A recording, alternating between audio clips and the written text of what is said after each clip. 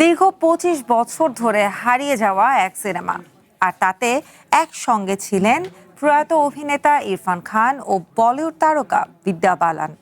অবশেষে ইউটিউবে মুক্তি পেয়েছে সেই আলোচিত সিনেমা দি লাস্ট টেনেন্ট।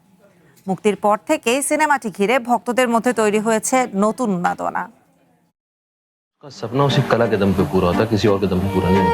প্রায় আড়াই দশক ধরে বাক্সবন্দি থাকার পর অবশেষে দর্শকদের সামনে এলো দ্য লাস্ট টেনেন্ট। প্রয়াত অভিনেতা ইরফান খান এবং বিদ্যা বালান অভিনীত এই সিনেমাটি মুক্তি দেওয়া হয়েছে গত ২৯ এপ্রিল ইরফান খানের প্রয়াণ দিবসে। অনেকের কাছে এটি শুধু সিনেমা নয়, বরং দুই কিংবদন্তি শিল্পীর ক্যারিয়ারের শুরুর দিকের এক মূল্যবান স্মৃতি।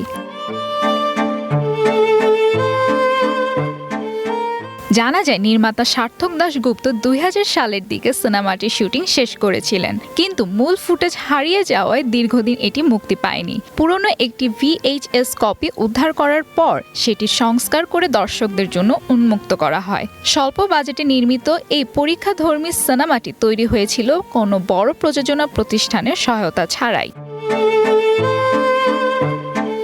বিশেষভাবে আলোচনায় এসেছে এই কারণে দ্য লাস্ট টেনেন্টটি ছিল ইরফান খান ও বিদ্যা বালানের একমাত্র অন স্ক্রিন কাজ।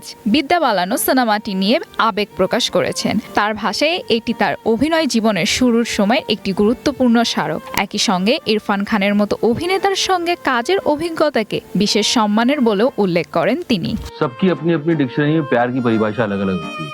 সিনেমার গল্পে দেখা যায় দেশ ছাড়ার আগে এক নিভৃতচারী সঙ্গীত শিল্পী একটি পরিত্যক্ত বাড়িতে আশ্রয় খোঁজেন। সেখানে স্মৃতি, একাকিত্ব আর জীবনের নীরব আবেগগুলো ধীরে ধীরে সামনে আসে। সিনেমাটিতে আরও অভিনয় করেছেন অনুপ খান্ডেলওয়াল, সৌরভ আগারওয়াল, সব্যসাচী, সতীশ কালারা ও আনন্দ মিশ্র। ইউটিউবে মুক্তির পর থেকে দর্শকদের মধ্যে ব্যাপক আগ্রহ তৈরি হয়েছে সিনেমাটি নিয়ে। বিশেষ করে ইরফান খানের ভক্তদের কাছে এটি যেন এক আবেগঘন উপহার। অনেকেই মনে করছেন সমকালীন ভারতীয় সিনেমার ইতিহাস বুঝতে দ্য লাস্ট টেনেন্ট হতে পারে এক অনন্য অভিজ্ঞতা। লাবণ্য রহমান, ওয়ান এন্টারটেইনমেন্ট।